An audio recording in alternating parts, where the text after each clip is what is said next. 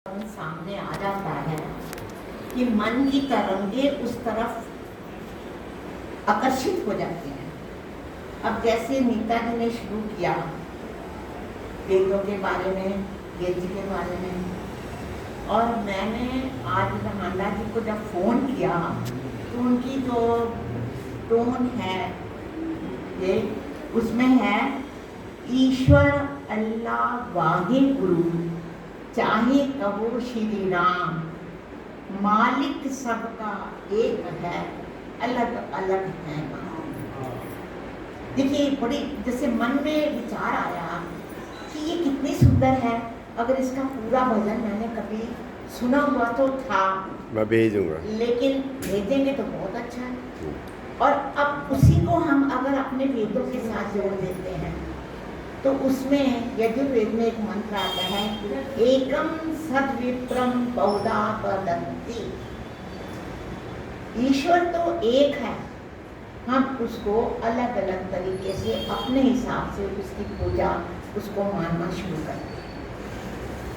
अब जिसको महर्षि साधु तथा योगी अपनी अपनी पद्धति के अनुसार, अपने अपने मत मतांतरों के अनुसार भाषित करते हैं और ये कहते हैं हमारा धर्म अच्छा है, हमारा धर्म अच्छा है, हमारा धर्म अच्छा है। और इस धर्म को एक टाइम था, मजहब नहीं सिखाता आपस में वैर रखना, हिंदी है हम वतन है हिंदुस्तान। वो हमारा अफगानिस्तान से वतन शुरू हुआ, टुकड़े होता होता कहाँ पर आ गया। और आज की दुनिया में हम ये कहेंगे मजहब ही सिखाता है आपस में माया, मजहब ही सिखाता है आपस में वैर रखना। लेकिन अभी जैसे हमारी बहन पूनम जी ने भजन बोला, वाणी को संयम में रखो, अपने नैतिकता के साथ रहो कि कहाँ बोलना है कहाँ नहीं बोलना। और कर्म कांड जप तप संयम व्रत यज्ञ, कर्म कांड जप तप संयम व्रत, और हर तरह से नैतिकता को अगर हम अपनाते हैं तो हमारे उस परम पिता परमात्मा के साथ हमारा संबंध धीरे धीरे बनना शुरू हो जाता है। अब नैतिकता कहाँ है? नैतिकता भी तो कई तरह से हमारे सिद्धांतों के ऊपर डिपेंड करती है कि हम किस सिद्धांत के अनुसार अपनी नैतिकता को जीवन में लाएं। और कहते हैं जब हम नैतिकता को अपना लेते हैं, अपने धर्म कर्म कांड के साथ, कर्तव्यों के साथ अपने नियमों का पालन करते हैं, तो फिर हमें किसी को तो क्या अपने मन को शांति मिलती है। और जब मन को शांति मिलती है तो हम मत मतांतरों से मतभेद नहीं, हम कहते हैं ठीक है वो अपने हाल में खुश है, हम अपने हाल में खुश हैं। और अगर हम अपने मत मतांतरों में फर्क रखना शुरू कर देते हैं, देखिए फिर कोई बात आती है तो दलदल में फंस जाते हैं। कहते हैं मैं डोर को सुलझा रहा हूँ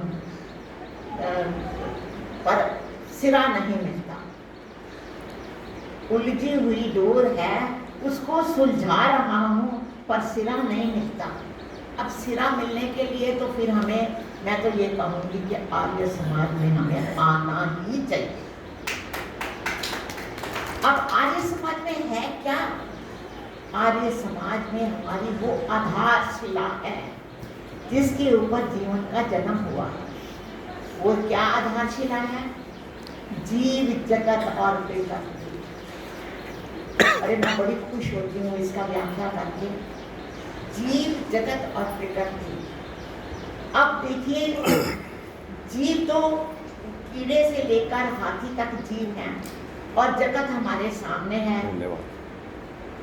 इसी के साथ अगर हम जीव जगत, जीव प्रकृति और परमात्मा के साथ जोड़ देते हैं तो हमारी आधारशिला का एक बहुत अच्छी नींव बन जाती है। अब मत मतांतरों में उलझने की हमें आवश्यकता ही नहीं, क्योंकि संत शास्त्र जो वैदिक परंपरा ये कहती है कि प्रकृति हमारी सत्य है, जो चली आ रही है। आद सत जुगाद सच है, भी सच नारद हो प्रकृति में कोई परिवर्तन नहीं, और प्रकृति में परिवर्तन आता भी है तो वो यहाँ परिवर्तन आएगा। वो प्रकृति कहीं ना कहीं हमें चेतन रूप में नजर आती रहती है, और जीव भी ऐसा ही है, चाहे वो प्रोटॉन या इलेक्ट्रॉन से बनते हैं। जीव तो प्रकृति का ही एक हिस्सा है, और वो जीव क्या है, प्रकृति सत्य है तो जीव चित्त है, हम चित्त हैं। और जब सत्य और चित्त मिलकर उस आनंद में जाते हैं तो वो सत्य चित्त और आनंद बनते हैं। और सत्य चित्त आनंद किसमें है? आओ मां ओम।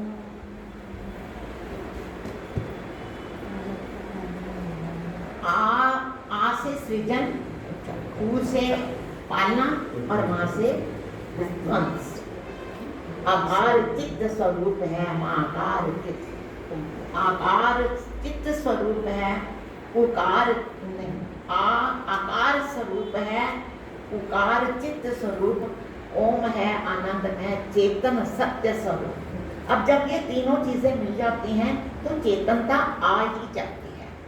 अब चेतनता का क्या है कि हमें इसके लिए हम ये कहें कि अपने आप बैठे बैठे प्रकृति तो हवाओं से, जल से अपने में परिवर्तन ला लेती है। हम कैसे अपने में परिवर्तन लाए? हमें भी कर्मशील बन के रहना चाहिए जैसा हमारा कर्म है। और कुछ कर्म तो परमात्मा ने अपने हाथ में रखे हुए हैं, सांस लेना, किडनी का काम करना, हमारे शरीर के अंदर का जो भी एक काम है वो परमात्मा ने अपने हाथ में रखा हुआ है। उसमें विकार आता है तो हम कर्महीन हो जाते हैं, हम अपंग हो जाते हैं। तो हमें भी अपने बाह्य इंद्रियों से कर्म करते रहना चाहिए, मानसिक रूप से भी सचेत रहना चाहिए। और इस तरह से जब हम जागृत हो जाएंगे तो मानस को शांति मिलने में कोई मुश्किल नहीं होगी।